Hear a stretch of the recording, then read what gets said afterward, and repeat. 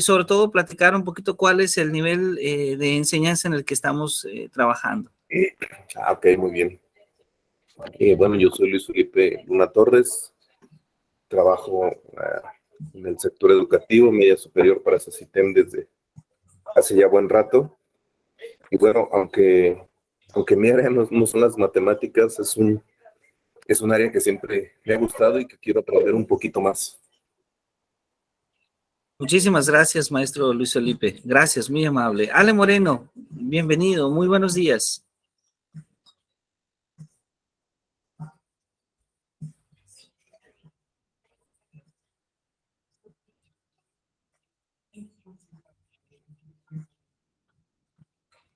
Muy buenos días. Ale Moreno, no sé si guste presentarse. Adelante, por favor.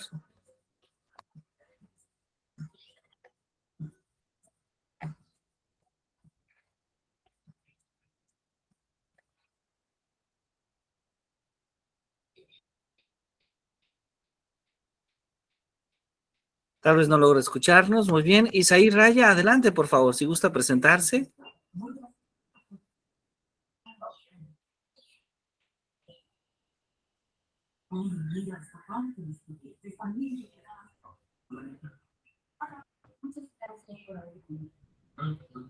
Isaí Raya, no sé si nos escucha.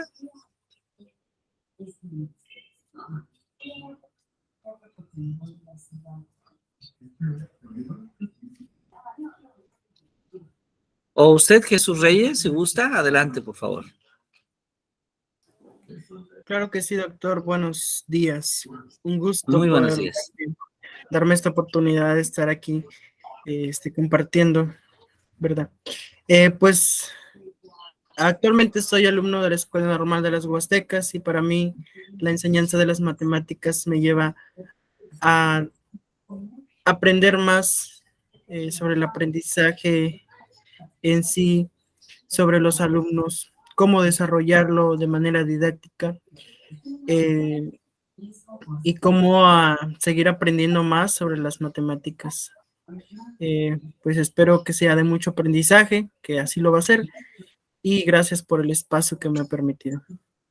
No, muchísimas gracias a ustedes por acompañarnos. Sé que es fin de semana y seguramente en lo que una gran mayoría de las personas tiene la oportunidad de descansar o de dedicar un poco más de tiempo a su familia, pues estamos aquí reunidos para hablar un poco sobre la enseñanza de las matemáticas. Entonces, vamos a comenzar, si están de acuerdo. Voy a utilizar una presentación en PowerPoint.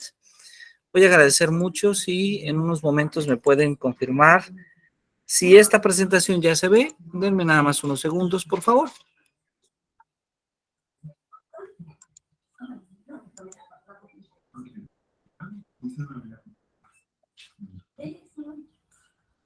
Muy bien.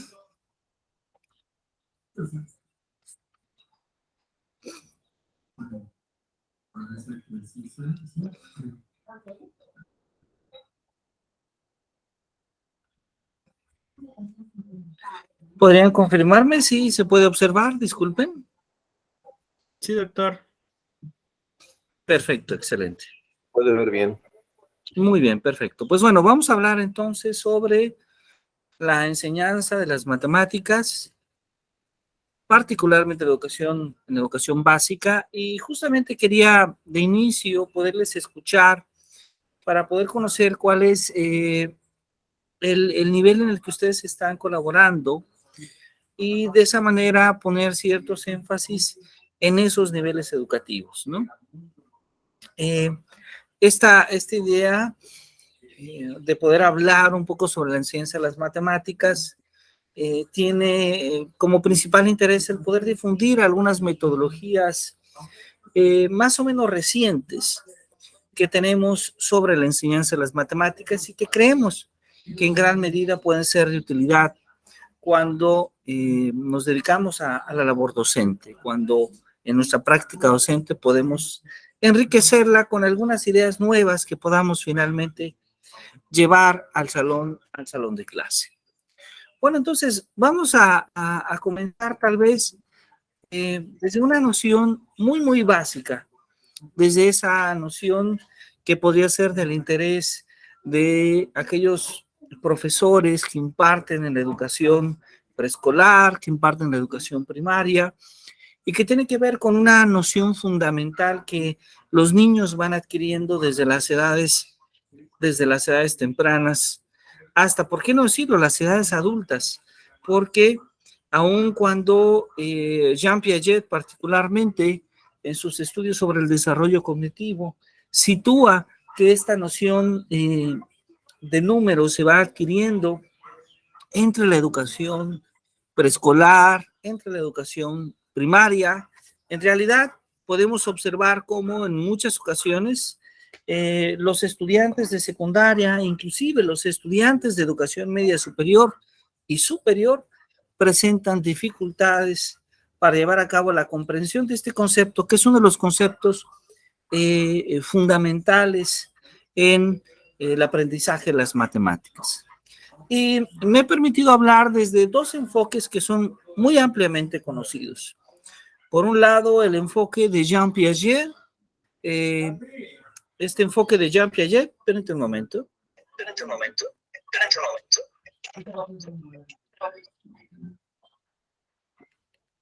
A ver si logran escucharme así un poquito mejor. Sí me escuchan, ¿verdad? Sí. Sí, sí se escucha, doctor. Muy bien, gracias. Este enfoque de Jean Piaget, que está principalmente... perdón, parece ser que alguien más nos acompaña. Vamos a recibirle acá en la plataforma.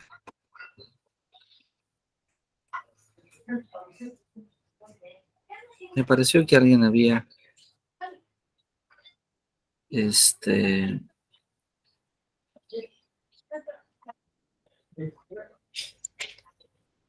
que alguien nos... si quería venir, pero no me aparece quién sea la persona. Bien, vamos entonces a continuar dialogando. ¿Sí? Volver a compartir pantalla.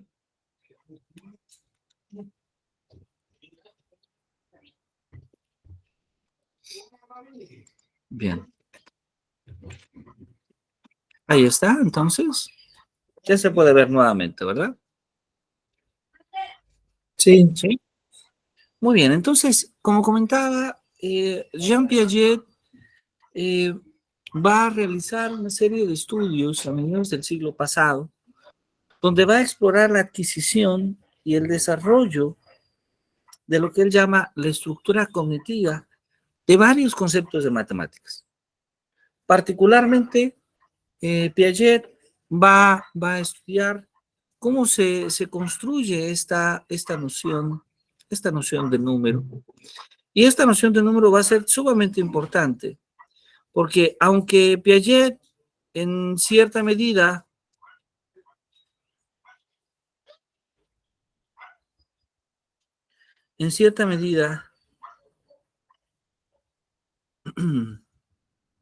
podríamos decir que realiza una teoría para poder explicar el desarrollo cognitivo, va a ser María Montessori, de hecho un poco antes que Piaget, a principios del siglo pasado, quien va a realizar una serie de instrumentos, una serie de materiales que van a permitir explorar esta noción del número. Es decir, lo que estoy diciendo es que acá un poquito la práctica y la creación de materiales surge antes que la propia teoría cognitiva. Es decir, estamos hablando un poquito de esta idea de que la teoría cognitiva surge por los años 50 y esa teoría en cierta medida lo que trata es de poder explicar esos procesos de adquisición, esos procesos de descubrimiento, esos procesos de apropiación o de comprensión del concepto de número, que ya María Montessori había empezado a trabajar desde principios de siglo. Es así que cuando hablamos de la noción de número, es indispensable poder citar, por una parte a Jean Piaget y por otra parte, desde luego, a María Montessori. Entonces, lo que podemos comentar en esta primera intención, en esta noción de poder hablar sobre esta noción de número es lo siguiente. De inicio, podemos desde luego mencionar que una de las primeras nociones a las que se enfrentan los niños cuando hablamos del concepto de número es justamente la idea de hablar de la unidad y de la pluralidad. Es decir, que el niño vea esta diferencia entre tener muchos y tener uno. Este es un aspecto sumamente importante porque el niño, desde luego, se va dando cuenta de ello. Segundo, la definición de par, esta noción de paridad, que inclusive es una noción que aparece ligada a la idea de simetría en el propio cuerpo, ¿no? Por ejemplo, tenemos 2 piernas, tenemos 2 manos, tenemos 2 ojos. Entonces, el niño se va dando cuenta que además de uno puede haber más números, ¿verdad? Este es otro aspecto también que es sumamente interesante. La tercera noción importante es la enumeración. Esa enumeración como ese proceso de correspondencia que se va dando de manera biúnica entre el objeto y el recuerdo en la mente del niño. Es decir, esta conexión que el niño va haciendo entre los objetos a los cuales les va asignando un significante, a los cuales les va asignando un número, a los cuales los va representando con cierto símbolo, con ese número 1, con ese número 2, con ese número 3, con ese número 5, etc. Y claro, cuando hablamos de cómo el niño va desarrollando poco a poco un lenguaje más articulado, pues entonces se va pasando poco a poco de esa enumeración a la numeración. Es decir, al principio hay esa necesidad natural de poder observar los objetos, de poder inclusive manipular los objetos para asociarles este número, y con el paso del tiempo el niño va logrando poder construir un lenguaje, va logrando numerar sin la necesidad de tener de manera presencial los objetos. Bueno, entonces, si hablamos de esta noción de número, de esta noción que los niños van desarrollando, que van estudiando, pues tendríamos que hablar al menos de 3 aspectos importantes. El primero es de esta noción de número, de la doble naturaleza que tiene el concepto de número y que representa dificultades de comprensión para los niños. Tercero, de los componentes básicos de los números que utilizamos para poder comprender justamente esta noción, que vamos a analizarlos aquí: las correspondencias, las clasificaciones y las seriaciones.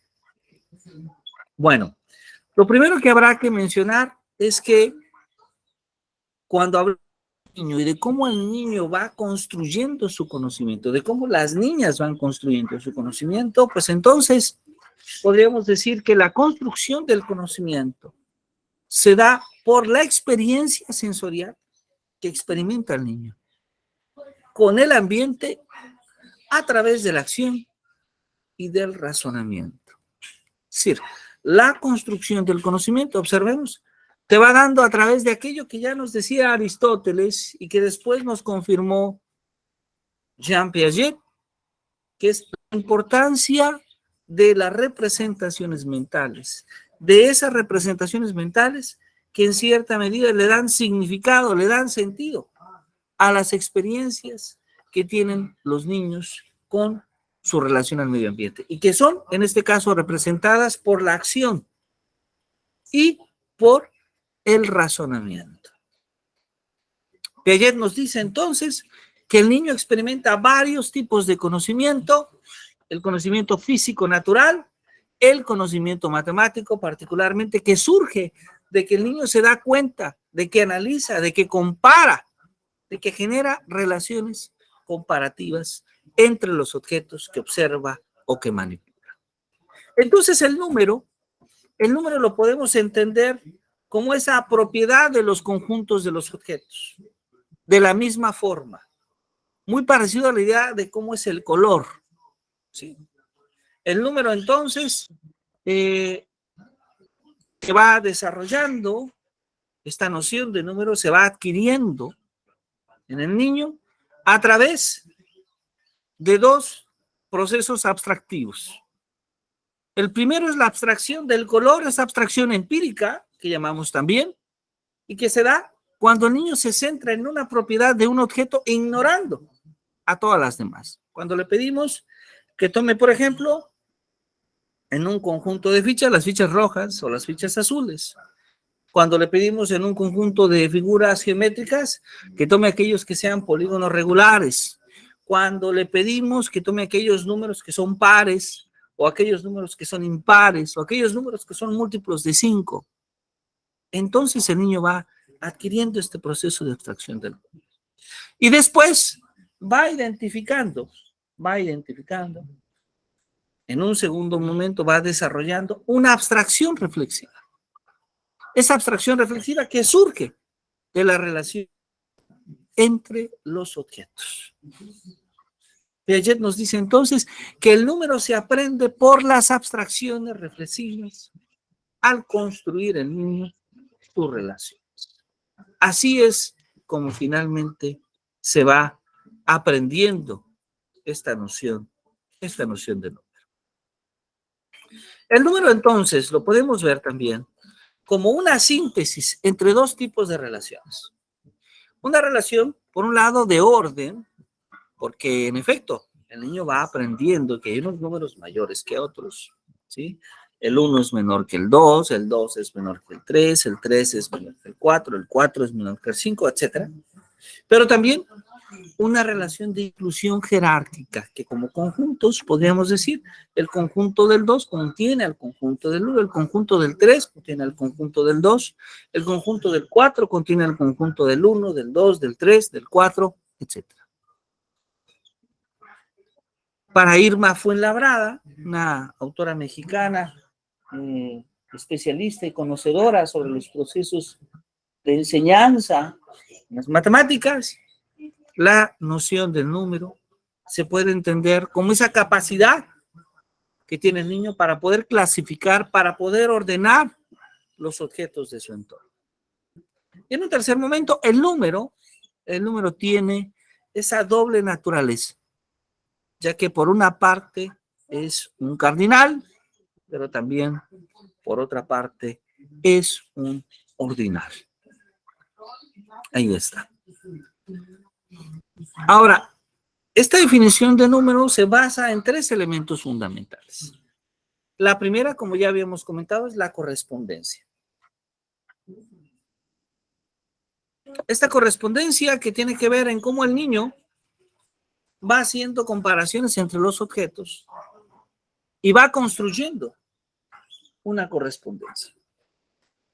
Esa correspondencia que, por cierto, puede ser objeto a objeto, es decir, entre objetos iguales, puede ser entre objetos y su complemento, por ejemplo, una camisa o un pantalón, o puede ser la correspondencia entre un objeto y un signo, ese signo que particularmente representa el objeto, o la correspondencia entre un signo a un signo, ¿sí?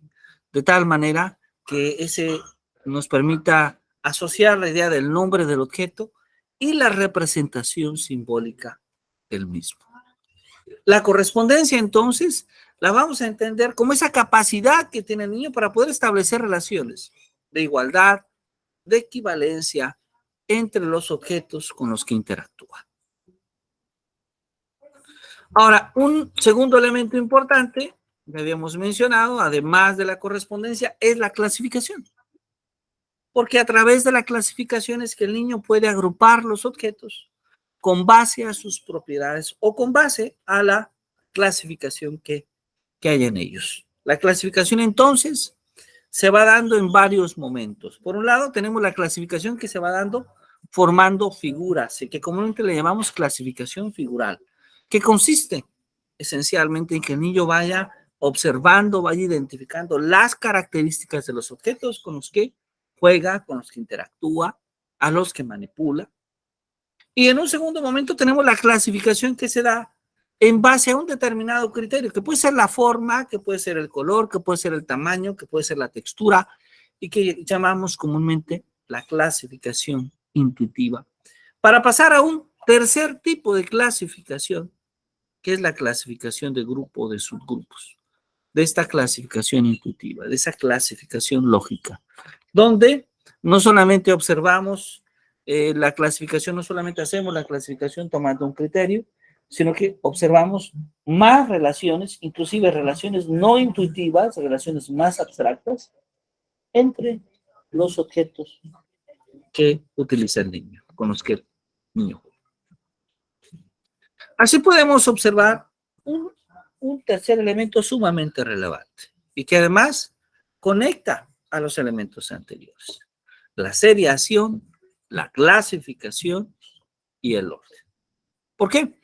Porque entonces, para Jean Piaget, el niño logra desarrollar esta noción de número cuando logra agrupar objetos, cuando forma clases con esos objetos, cuando forma subclases con esos objetos, es decir, hace una clasificación lógica, y cuando ordena los objetos formando series. Observemos, esta es una parte muy importante porque nos define textualmente una serie de estrategias, una serie de maneras de construir el conocimiento del número.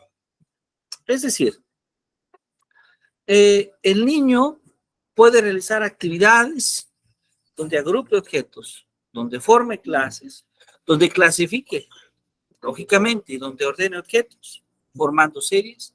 Y estas 4 actividades, estas 4 acciones, de acuerdo a los estudios de Jean Piaget, le permiten ir construyendo la noción de número.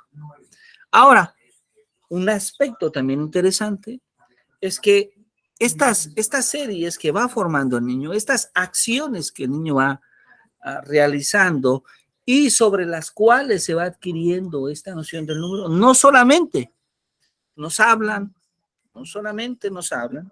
de un aspecto meramente matemático o de habilidades de pensamiento matemático, sino que también tienen con las propias habilidades personales, con esta construcción, con este desarrollo de habilidades emocionales, sociales, que le permiten al niño también desarrollar procesos cognitivos. Y claro, un énfasis muy importante del que nos habla Irma Fuenlabrada en la enseñanza de la educación básica es que en muchas ocasiones, y debo decirlo porque esto no solo se cumple para la educación básica, esto creo que se da en todos los niveles educativos. Se trabaja mucho en los algoritmos. Y no se pone suficiente énfasis en los razonamientos. Esta es una parte sumamente interesante. ¿Sí? Una parte sumamente interesante porque nos damos cuenta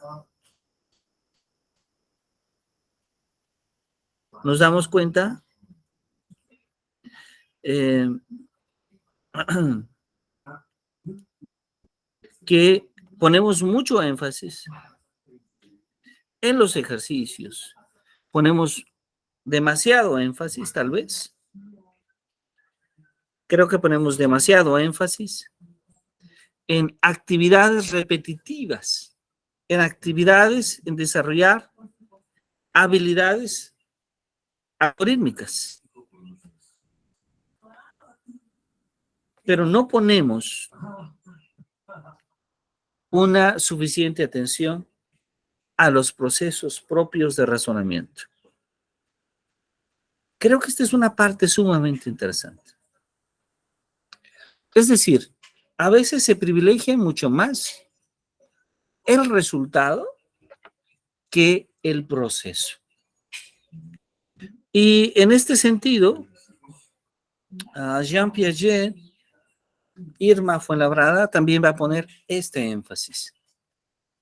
Creo que nos ha sucedido desde la educación preescolar que buscamos que los alumnos tengan respuestas rápidas, que resuelvan ejercicios, por ejemplo, en primaria, suma, resta, multiplicación y división, sumas de fracciones, después nos ocurre con álgebra, inclusive después nos pasa con cálculo en la educación media superior, donde le damos más privilegio, le damos más importancia a los algoritmos que a los propios procesos, que al propio razonamiento. En la educación media superior nos ocurre con frecuencia que el alumno está, por ejemplo, derivando o integrando a través de memorizar fórmulas. Pero cuando se enfrenta a un problema donde puede utilizar la derivada o la integral como una herramienta para resolverlo, no logra hacerlo. Y eso mismo le ocurre al niño con la suma y la multiplicación. Eso mismo le ocurre al adolescente de secundaria con las ecuaciones lineales o las ecuaciones cuadráticas, los sistemas de ecuaciones lineales. Es decir, observamos que en ese sentido el enfoque que hemos trabajado para la enseñanza de las matemáticas probablemente no nos da los resultados que esperamos. Porque ponemos mucho énfasis en los algoritmos y poco énfasis en los procesos de razonamiento. Que llega entonces, para ir cerrando esta primera parte, esta primera idea, nos dice entonces que el número va a ser esa síntesis de la seriación, de la clasificación y del orden. La clasificación, como dice Irma Fuenlabrada, que hace al número es esa cualidad de la numerosidad. Esa cualidad que, por cierto, la podemos explicar un poquito diciendo algo así. La clase del 5 compete de todas las colecciones que tienen 5 elementos. Ahí está lo que buscamos que el niño pueda darse cuenta de ello. Ahora, el niño aprende interactuando con su entorno, con su objeto de conocimiento, ¿sí? Tal como Jean Piaget lo propone. El aprendizaje se va construyendo a través de esa interacción que tiene el niño con el medio ambiente. Y claro, particularmente el aprendizaje de esta noción de número se basa en las ideas de seriación, clasificación y orden. Y poniendo, como hemos comentado, más énfasis en los procesos de razonamiento que únicamente en los procesos algorítmicos. Es decir, lo que Jean Piaget nos dice es que un niño logre recordar las tablas de multiplicar no significa que el niño sepa multiplicar. Que un niño logre hacer una suma en un algoritmo, una operación directa que su profesor le propone, no necesariamente significa que el niño ya puede utilizar la suma como una herramienta para resolver un problema en su cotidianidad. Requerimos de un poco más, no solamente de los algoritmos. Ahora, esto no debe interpretarse mal. Es decir, requerimos de incluir más los procesos de razonamiento, pero esto no significa de ninguna manera que los algoritmos no sean importantes, ¿sí? Es decir, lo que buscamos en este sentido es un mayor equilibrio entre nuestra práctica docente. Sí hay que trabajar con algoritmos, pero también hay que trabajar con otros problemas que nos inviten a desarrollar procesos de razonamiento. Entonces, hay varias observaciones interesantes que podríamos proponernos sobre una metodología. Estas observaciones a las que me voy a referir principalmente están en la obra de Irma Fuenlabrada, pero también aparece en la obra del propio Jean Piaget. La idea es que un poco como nosotros asumimos el aprendizaje del niño, es que vamos construyendo nuestra práctica docente. Y esto lo podemos ver justamente así. La mayoría de las maestras y de los maestros asumen que la mejor manera de aprender matemáticas, por ejemplo, es la manera en la que esa persona aprendió. Y lo que buscamos es que la experiencia que viven nuestros alumnos sea semejante. Sin embargo, hoy en día sabemos que hay una gran variedad de formas de aprender, de gestionar el aprendizaje. Y que entonces no todos van a aprender como lo hice yo. De tal manera que como profesor debo de ser un poco más flexible, debo de dar más apertura y más oportunidad a otras maneras de construir el conocimiento. Una manera que Irma Fuenlabrada propone es la idea de reto, la idea de desafío, ¿sí? Esta forma en la cual se puede generar la interacción del niño con el objeto de conocimiento. Y que finalmente el reto se puede materializar a través de un problema, a través de una pregunta. Y sí, esto que ustedes están, que estamos comentando, ya lo están seguramente imaginando, un poco como Sócrates lo decía en la época griega, o como después, a la mitad del siglo pasado, George Paul ya lo proponía en su trabajo sobre cómo plantear y resolver problemas matemáticos. Y claro, un papel muy importante que de manera especial aparece en la educación básica son los materiales educativos. Es decir, hay material que está diseñado para apoyar los procesos de razonamiento del niño, ¿sí? Teniendo una perspectiva libre, teniendo juegos libres y después teniendo juegos con reglas, desde luego. Los trabajos de Dienes, de Golden y del propio Piaget han permitido la innovación, la creación cada vez de una mayor variedad y cantidad de materiales educativos. Como lo comentamos al principio de esta sesión, el trabajo de María Montessori también está involucrado en ello. Y bueno, vale la pena revisar a todos estos autores y desde luego vale la pena reproducir y atrevernos a construir materiales educativos con nuestros alumnos. Por último, en esta primera sección donde hablamos de la noción de número, el niño adquiere el concepto de número poniéndolo siempre en situaciones de conteo. Esta es una parte fundamental. ¿Cómo aprendemos el concepto de número? Cuando nos vemos enfrentados a situaciones donde necesitamos contar. La práctica, entonces, juega un papel muy, muy importante. Y bueno, en la nueva escuela mexicana, uno de los conceptos que aparece ligado a ello es la noción de sentido numérico. Ese sentido numérico, que es ese grupo de habilidades que permite a los niños, que los niños trabajen con números y que incluye varios aspectos. Incluye entender las cantidades, entender los conceptos, más, menos, mayor, menor, reconocer las relaciones entre los elementos y los grupos de elementos. Entonces, ese sentido numérico del que nos habla la nueva escuela mexicana, ¿sí?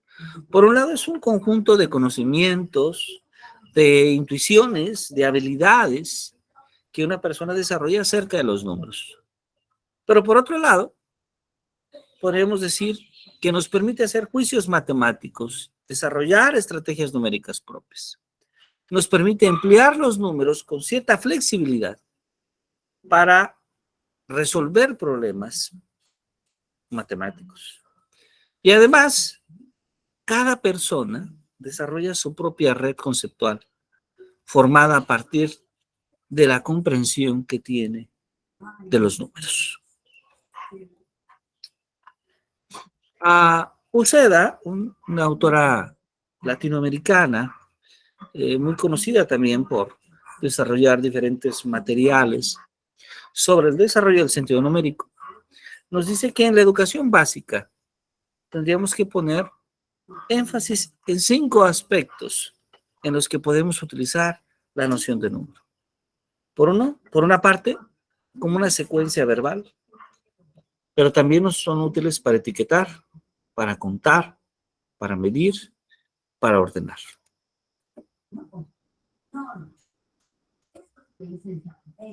Bueno, aprovecho entonces también para comentarles, por cierto, que la siguiente semana en el CIEM se van a aperturar los diplomados en didáctica de las matemáticas. De hecho, inicia el 27 de febrero. Les hacemos una cordial invitación. Son diplomados que cuentan con registro ante la Dirección General de Profesiones de la Secretaría de Educación Pública.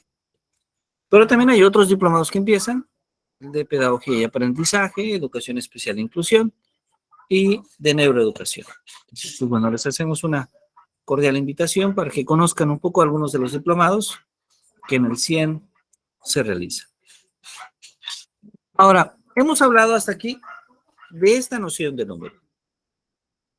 Hemos hablado de esta noción de número, que por cierto es una noción importante, pero hay otras maneras en las que se trata la noción de número, pero que además se ha venido probando que pueden establecerse una conexión muy interesante con estos elementos de razonamiento que comentábamos, e inclusive son de amplia utilidad para analizar el pensamiento matemático en niveles educativos, desde básicos hasta superiores.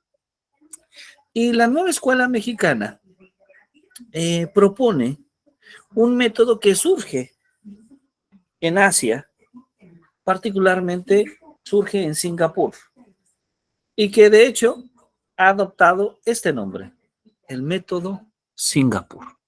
¿Sí?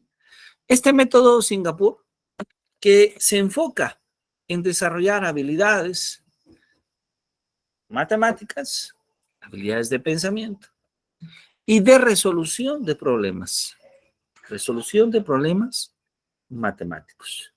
Que por cierto, el doctor Van Hart, el creador de este método, como ustedes pueden observar, muy recientemente, es un método que apenas tiene ya 12 años que se está trabajando y que ha tenido un impacto impresionante en Singapur.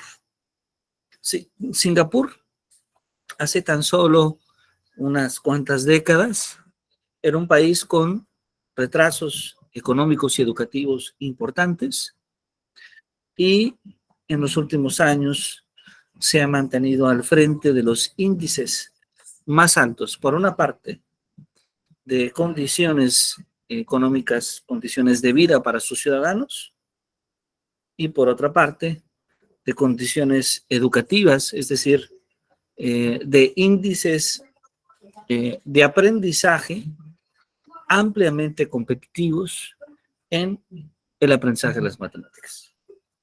Entonces, esto nos habla de que este método ha resultado de una gran utilidad, y es así como finalmente este método se propone en la nueva escuela mexicana como una de las propuestas para poder desarrollar la enseñanza y el aprendizaje de las matemáticas. ¿Cuál es entonces la principal idea que tiene este método? Pues este método lo que busca es desarrollar 3 aspectos fundamentales. Por una parte, el propio desarrollo del pensamiento. De inicio, nos preocupamos por estos aspectos que tienen que ver con el desarrollo del pensamiento. Segundo, la comprensión de los conceptos y de los objetos matemáticos. Y tercero, la resolución de los problemas matemáticos.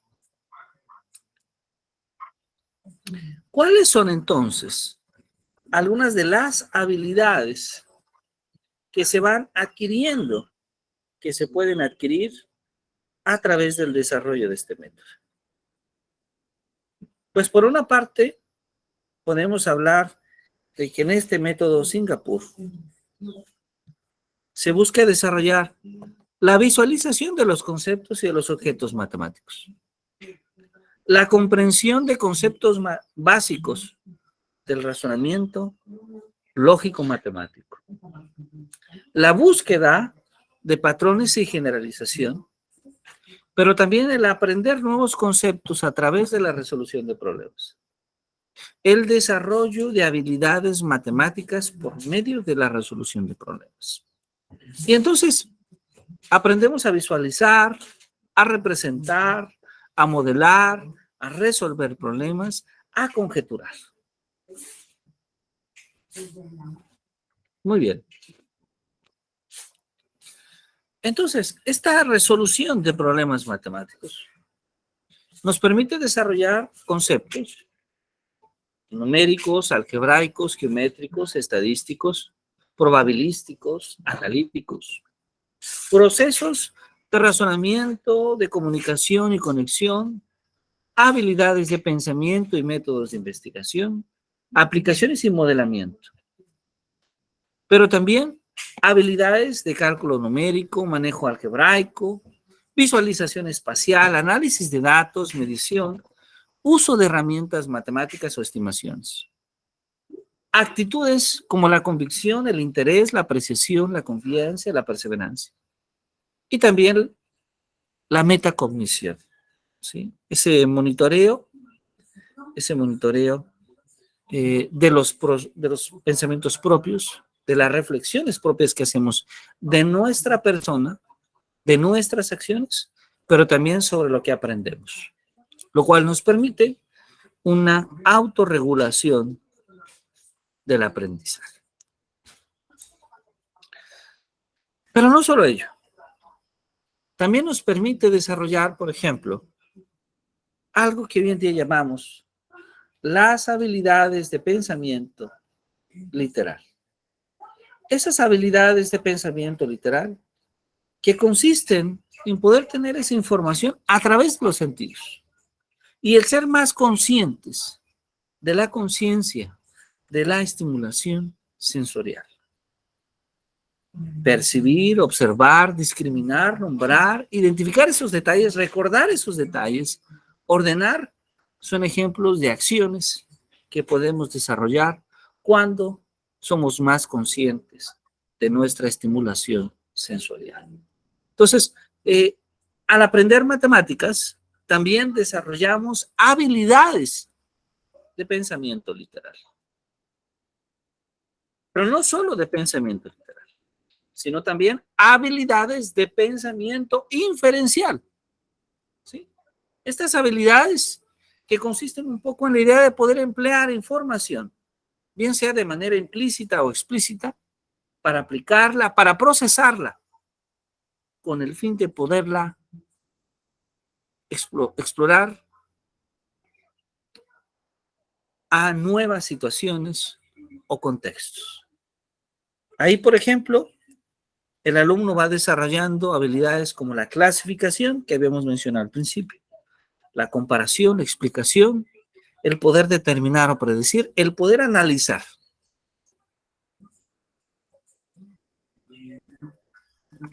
Y desde luego, un tercer tipo de habilidades adicionales son las habilidades de pensamiento crítico.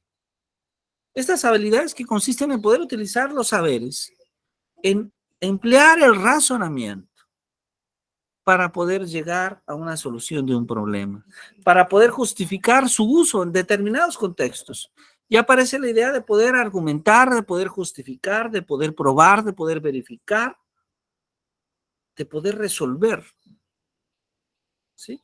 O en su caso, poder contraargumentar, poder negar, poder dar un argumento contrario a aquello que se afirma.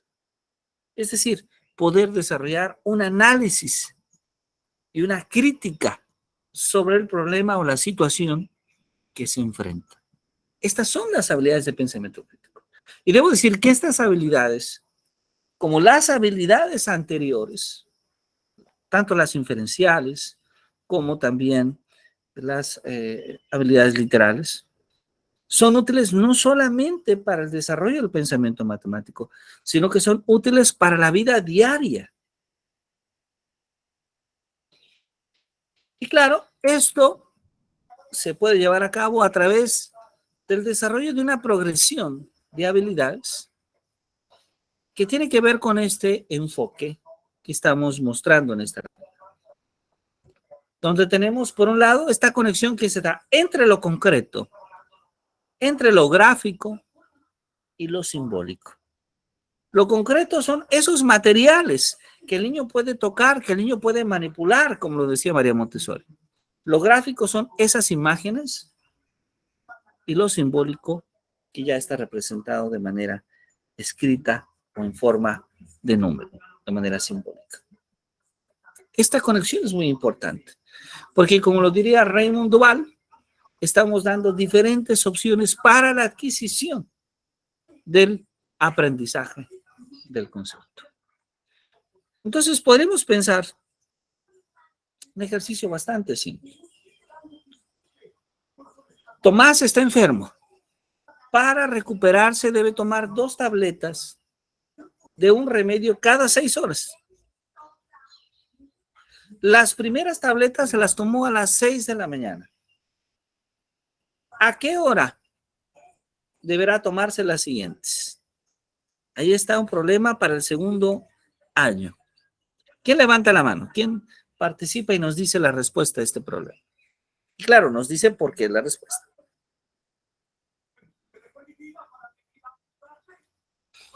A ver, ¿qué nos dicen?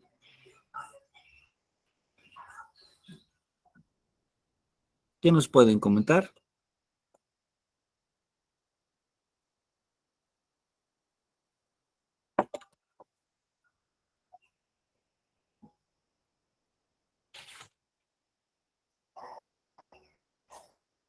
Jesús Reyes, ¿le gustaría comentarnos? Sí, doctor. Dice, Tomás está enfermo. Sí, para recuperarse debe tomar 2 tabletas para remediar cada 6 horas. Las primeras tabletas se las tomó a las 6 de la mañana. ¿A qué horas debe tomarse las siguientes? Bueno, aquí la indicación médica dice que debe tomarse 2 tabletas cada 6 horas. Para las siguientes otras 2 tabletas se las va a tomar a las 12 del mediodía. Y posteriormente Perfecto. va a seguir para las 6 de la tarde, que son las 18 horas, con sus tabletas indicadas. Y así sucesivamente se va con sus horas de indicación médica. Excelente, excelente, Jesús. Muy bien, perfecto. Vamos a pasar a un segundo problema. Este ya nos va a pedir un poquito más. Este es un problema que está pensado para 4º grado. A ver, muy bien, Jesús ya participó. Vamos a invitar a nuestros demás compañeras y compañeros que pensemos este problema. Y vamos a dar un poquito de tiempo, unos 3 o 4 minutos allá en casa. Vamos a estar en silencio y nos va a permitir escuchar. Se llama El problema de los anteojos. En una sala de clases, 3/5 partes de estudiantes son niñas y 1/6 parte de ellas usa anteojos. Si 1/4 parte de los niños usa anteojos, ¿qué fracción de estudiantes usa anteojos? Miren, este es un problema más interesante. ¿Sí? Vamos a ver entonces unos 5 minutitos ahí en casa para que todos podamos hacer estas operaciones, analizar este problema y propongamos una respuesta. Bien, adelante por favor a todos.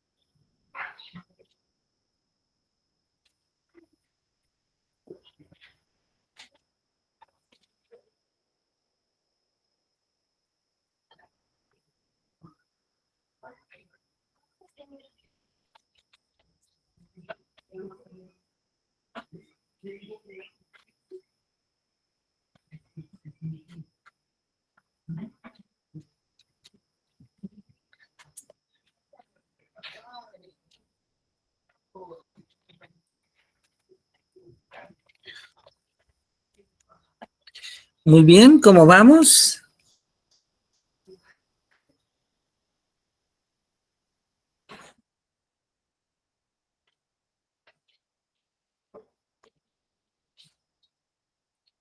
¿Alguien tiene alguna propuesta?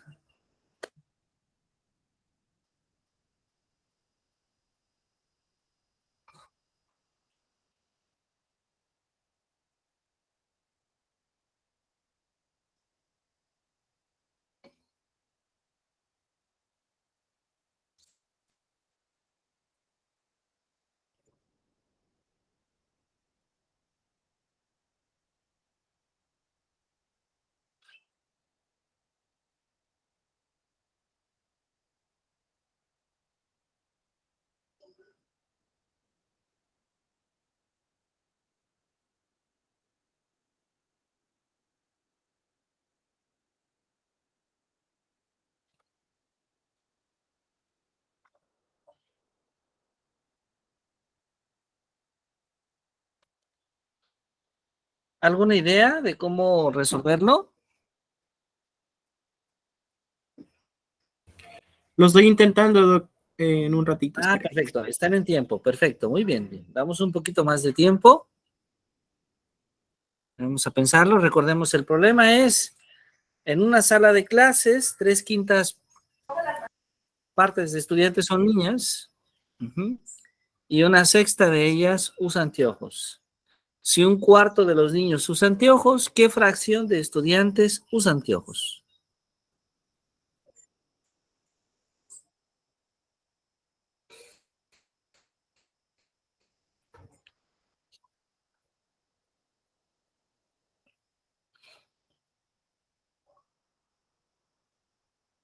Bienvenida, Alondra, muy bien. Ah, mira, ya nos escribió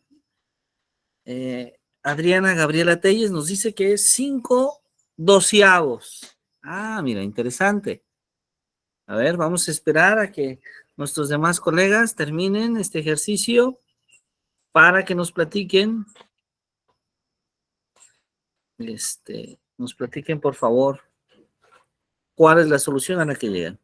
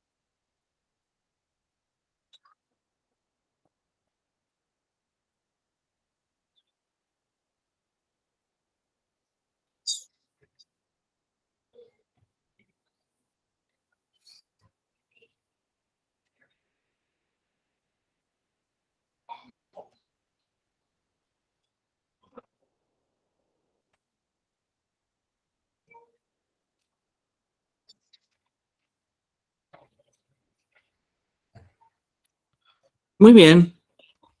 Vamos a entonces a dar una idea. ¿Alguien tiene alguna idea de cómo resolverlo? ¿Alguna propuesta?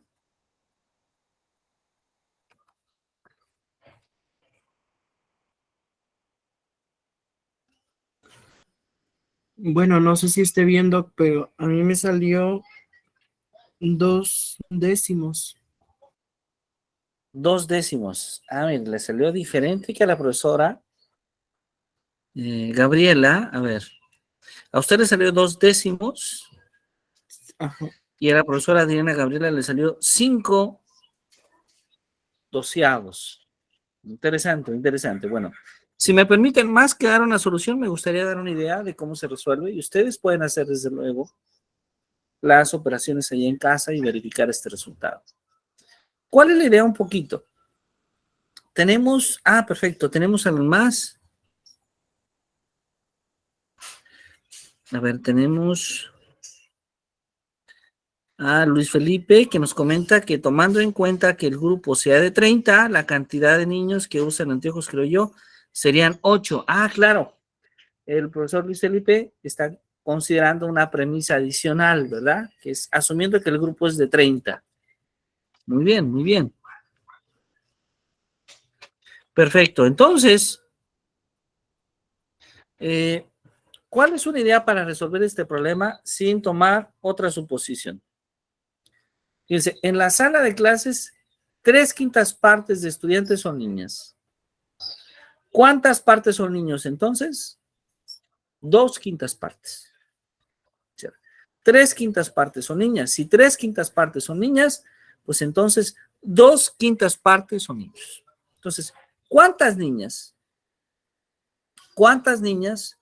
usan anteojos?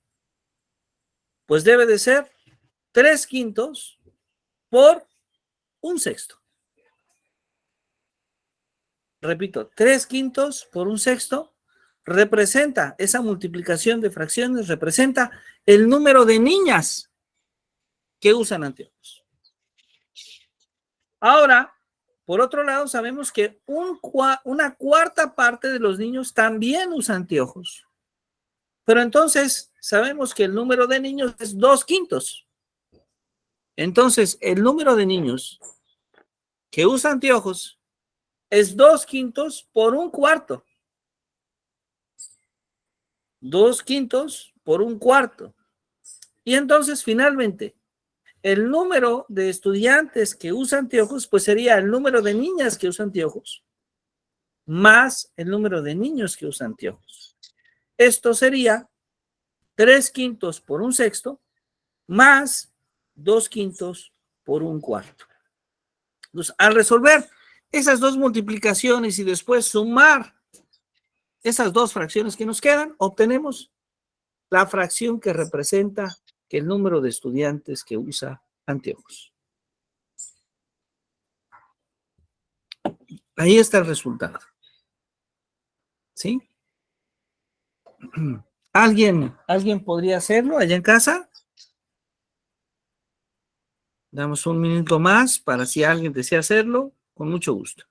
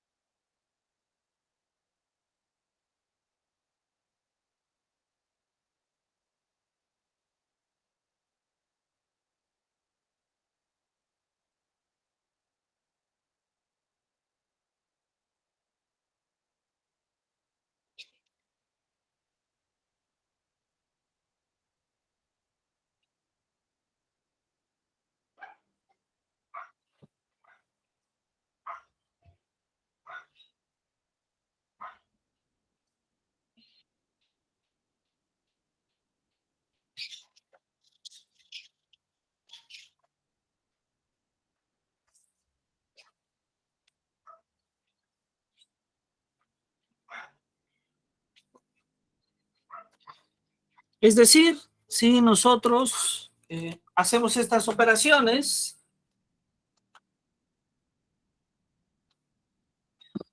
lo que vamos a hacer es, voy a permitirme hacer un poquito más de énfasis.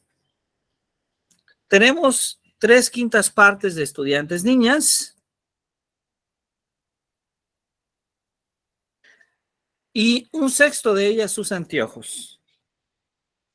Entonces, el número de niñas que usa anteojos finalmente sería multiplicar 3/5 por 1/6, que sería 3/30. Y 3/30 es 1/10, ¿verdad? Ahora, ¿cuántos niños usan anteojos? Pues el complemento de 3/5, que son niñas, sería 2/5 por 1/4 de niños que usan anteojos. Entonces, 2/5 por 1/4 sería 2/20, y 2/20 sería otra vez 1/10. De tal manera que la fracción de estudiantes que usa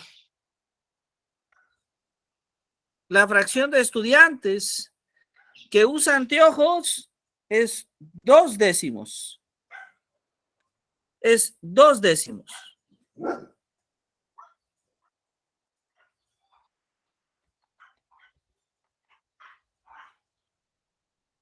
¿Ok? Entonces ya tenemos una respuesta. La respuesta es 2/10, que por cierto, esos 2/10 los podríamos escribir como un quinto, ¿verdad? Es decir, una quinta parte de estudiantes, una quinta parte de estudiantes es la que usa anteojos. Muy bien, esperamos por ahí que se haya podido resolver las dudas de este segundo problema. Y más aún que este segundo problema les haya parecido interesante. Es un problema de cuarto grado de educación primaria. Muy bien, vamos entonces a continuar con nuestra discusión, porque hasta ahora hasta este punto hemos hablado un poco sobre el trabajo de Piaget, hemos hablado un poco del trabajo de María Montessori, pero hoy en día encontramos nuevas pedagogías. Encontramos, si no pedagogías completas, sí al menos nuevos métodos que nos permiten reflexionar sobre la enseñanza, sobre los procesos de aprendizaje de las matemáticas. Y ahí aparecen autores que entre los años 70, 80, 90, 2000 han transformado en cierta medida, nos han dado nuevas maneras de hablar sobre la práctica docente. Uno de los más grandes autores es Guy Brousseau, quien aparece justamente en el lado derecho, y que es el creador de la teoría de situaciones didácticas, y que es justamente el creador de esta idea que hoy en día aparece en muchos textos en nuestro país y prácticamente en todo el mundo. Cuando hablamos de la idea de situación didáctica o la idea de situación de aprendizaje, ya en cierta medida estamos hablando del trabajo de Guy Brousseau. Brousseau, que plantea la importancia de poder establecer una sana relación entre los procesos formativos, una sana relación entre las maestras y maestros y los alumnos, y que en esa relación se pueden gestar diversas situaciones diseñadas para la enseñanza, diseñadas para el aprendizaje de los conceptos matemáticos. Situaciones, como él llama, en cierta medida, situaciones que tienen que ver con problematizar, ¿sí? Con poder proponer un problema, con motivar un problema matemático a nuestros estudiantes. Situaciones que tienen que ver con poder calcular, con poder medir, con poder contar, con poder actuar sobre el problema matemático. Y situaciones que tienen que ver ahora con cómo llegar a la solución del problema, cómo verificar que aquel resultado que nosotros encontramos finalmente es el resultado correcto, o inclusive pensar si el resultado que obtuvimos se puede generalizar a otros problemas que podamos conocer.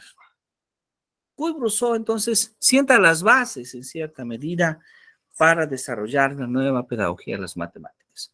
Pero no es el único que se hace este planteamiento. Por un lado tenemos a Gerard Bernot, quien plantea esta idea de no ver a las matemáticas de manera aislada, sino ver al campo conceptual de las matemáticas siempre en interacción con otros campos del saber, y que es fruto de esa interacción, de esa interdisciplinariedad, que se va construyendo finalmente el pensamiento matemático.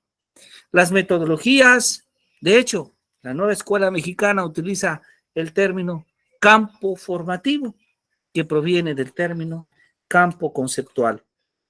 Y es justamente la teoría de los campos conceptuales las que desarrolla Gerard Bernot y que ejercen y que han ejercido una gran influencia en los últimos años para poder hablar inclusive de metodologías como STEM o STEAM, que hoy en día son finalmente fundamentales en los procesos de formación de estudiantes. Raymond Duval, quien aparece al centro de esta diapositiva también reflexiona sobre los procesos de aprendizaje. El trabajo de Duval es de sumo interés, ya que él se plantea desde una posición sobre poder diversificar, sobre poder explorar nuevas y muy variadas maneras de representar los conceptos matemáticos. Las famosas representaciones semióticas. Esas representaciones que ayudan finalmente a construir los conceptos matemáticos con una variedad de análisis sobre ellos. Bernoulli, Duval y Brousseau representan parte de esta nueva manera de entender pensamiento matemático.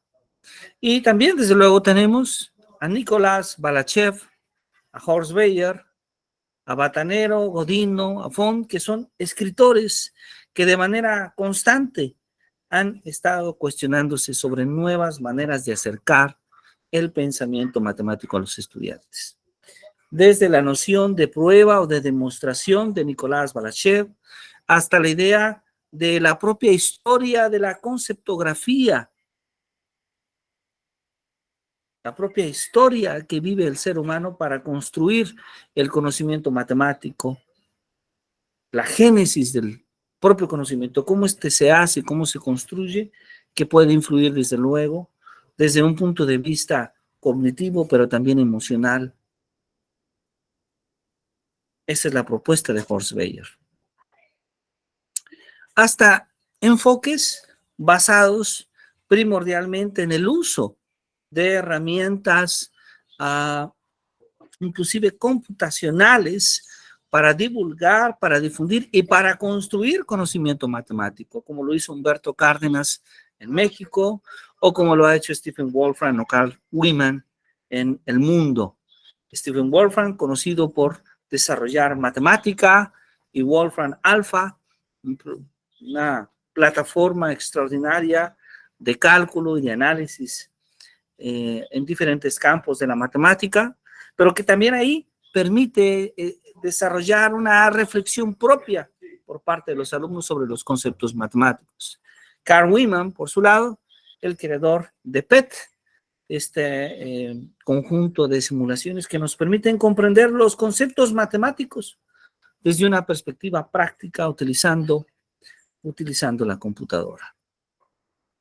Es así que el aprendizaje, que la enseñanza, que la formación, pues se ve influenciado de manera importante sobre el uso de la tecnología, por un lado, de la información y comunicación, pero también del aprendizaje y conocimiento, y más allá, del empoderamiento y la participación.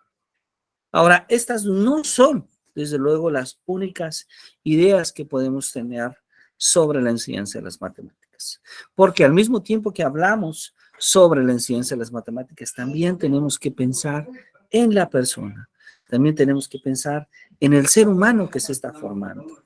Y en este sentido, aunque no nos hablan sus guías sobre una concepción específica del aprendizaje de las matemáticas, sí podremos decir nosotros que generan una influencia en cómo entendemos el aprendizaje y de cómo construimos el entorno en el que el aprendizaje se desarrolla.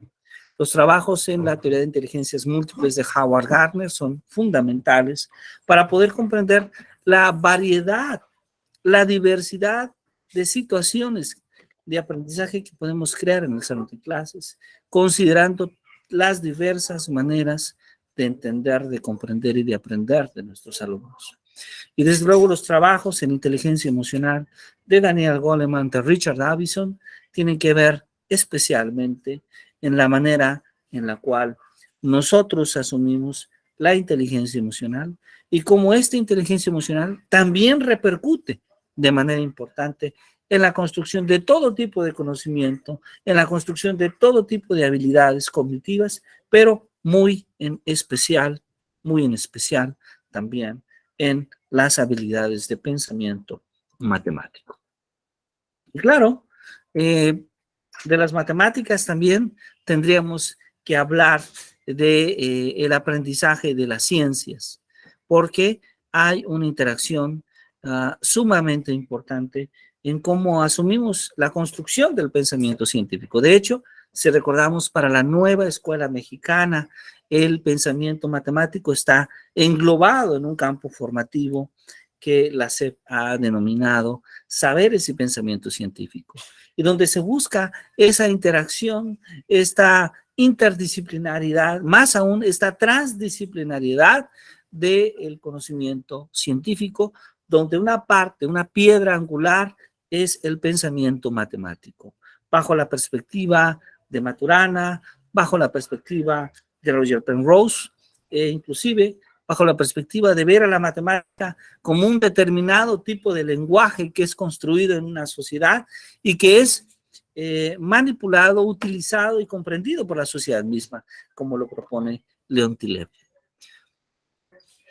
Entonces, hablar sobre la enseñanza de las matemáticas, de nuevos retos, porque hay nuevas teorías, pero hay varios problemas que quisiéramos poder abordar a través de estas teorías.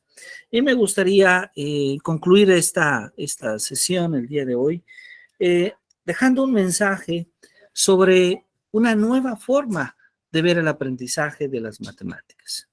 Porque habitualmente este aprendizaje de las matemáticas lo hemos situado, por ejemplo, en esa experiencia propia que tenemos, esa relación personal que nosotros establecemos con las matemáticas. Y esa relación personal en muchas ocasiones está situada de una manera muy específica, ¿no? Es decir, ¿qué significa aprender matemáticas? Significa que puedo calcular cosas. ¿Qué significa aprender matemáticas? Significa que puedo medir objetos. ¿Qué significa que he aprendido matemáticas? Que puedo hacer algoritmos, que sé sumar, multiplicar, dividir, calcular potencias, etc. Pero aprender matemáticas requiere de mucho más, ¿sí? Por una parte, requiere de poder interpretar y de poder comunicar información, pero también, desde luego, también requiere de poder desarrollar habilidades de pensamiento, de razonamientos, sean deductivos, sean inductivos, sean abductivos, etcétera. También requiere de desarrollar habilidades sociales, habilidades afectivas, que consisten en disfrutar ese mismo acto de aprender, en disfrutar de ese desarrollo de las habilidades de pensamiento matemático, porque las matemáticas, desde luego, que se disfrutan, y esto también está ligado, desde luego, a un aspecto mucho más íntimo, mucho más personal de la construcción de la persona. Pero también en conocer, en aplicar el conocimiento y las habilidades matemáticas. Entonces, estos 4 elementos que me permito mostrar en esta lámina son esos 4 elementos que constituyen la base justamente de lo que yo definiría aprender matemáticas. Y que de hecho no podemos separar, es decir, si solamente podemos conocer y aplicar el conocimiento, no es suficiente para poder decir que he aprendido matemáticas. No es suficiente simplemente poder desarrollar pensamientos o razonamientos deductivos. No es suficiente solamente interpretar o comunicar la información. Son estos 4 elementos en su conjunto los que nos pueden definir un aprendizaje de las matemáticas. Pues bueno, yo les agradezco mucho su acompañamiento, les agradezco mucho que nos acompañen en esta mañana. Sé que ha sido una tarea importante porque muchos de ustedes seguramente han tenido que dejar las actividades de su agenda para podernos acompañar, pero les agradezco profundamente les agradecemos profundamente toda su atención y su trabajo en esta mañana. Y entonces estoy aquí pendiente para saber si tenemos algunas preguntas, algunas dudas sobre lo que hemos estado platicando el día de hoy.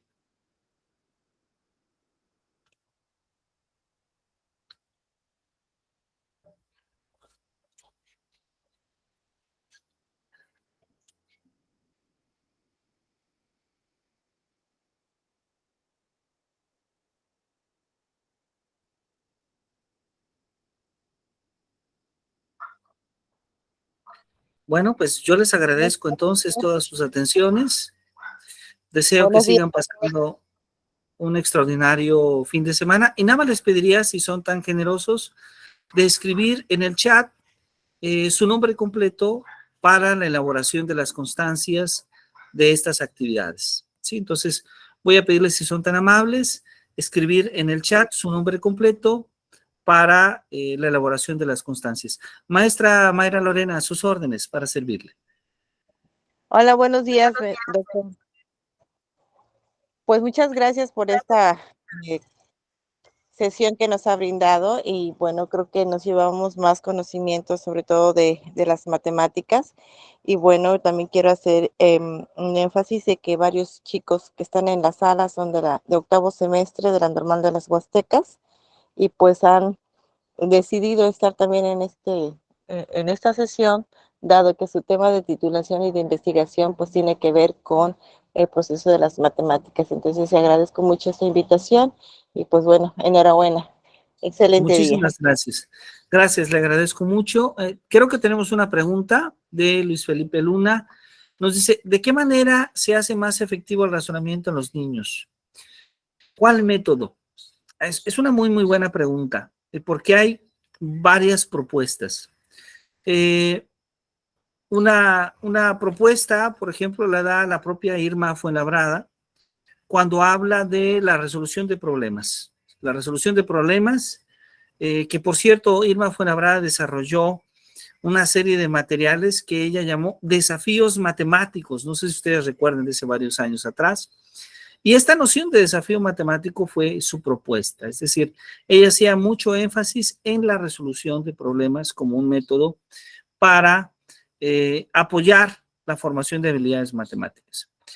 No es la única propuesta porque, por ejemplo, María Montessori, de principios del siglo pasado, en cierta medida, con una idea muy parecida a la de Dienes o a la de Brunner, proponía que fuera el uso de material concreto, es decir, el poder construir situaciones de aprendizajes basadas en material, particularmente que los niños pudieran manipular, o inclusive que los jóvenes de educación secundaria y media superior también pudieran manipular.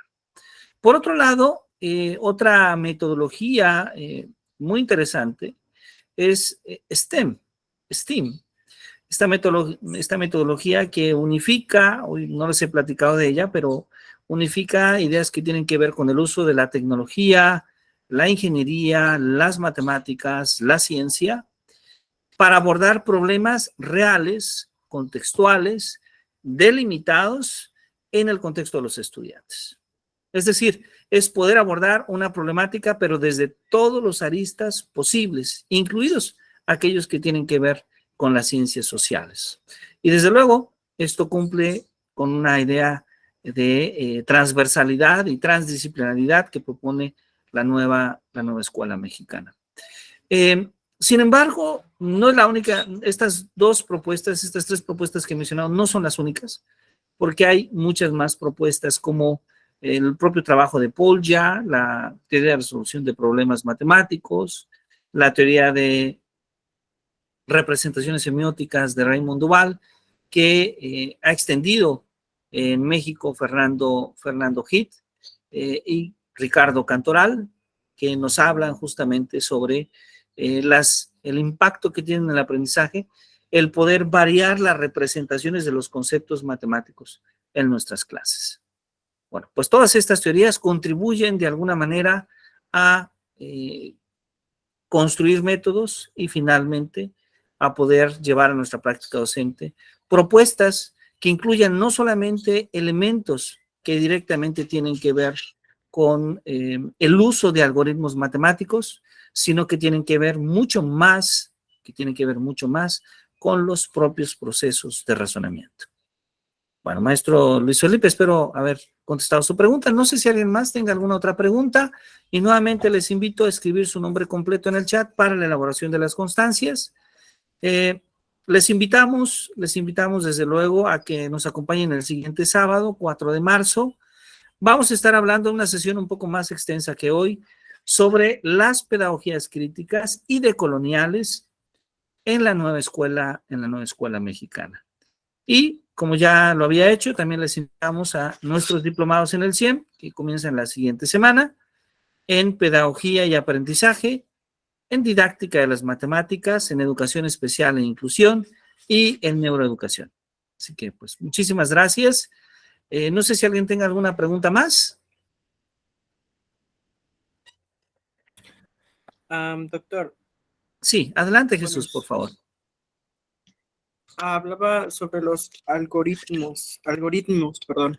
En ese abarca nivel primaria sobre sumas y restas o también multiplicación y división. De hecho, me refería a un uso generalizado de la noción de algoritmo, que inclusive puede ser desde preescolar. Por ejemplo, en preescolar hay un interés muy fuerte a veces por nuestras maestras en este ámbito, maestras y maestros, porque los niños recuerden los números en determinado orden. Y a veces se confunde que el niño pueda decir el nombre del número, inclusive que el niño pueda identificar el número con que el niño realmente comprenda la noción de número.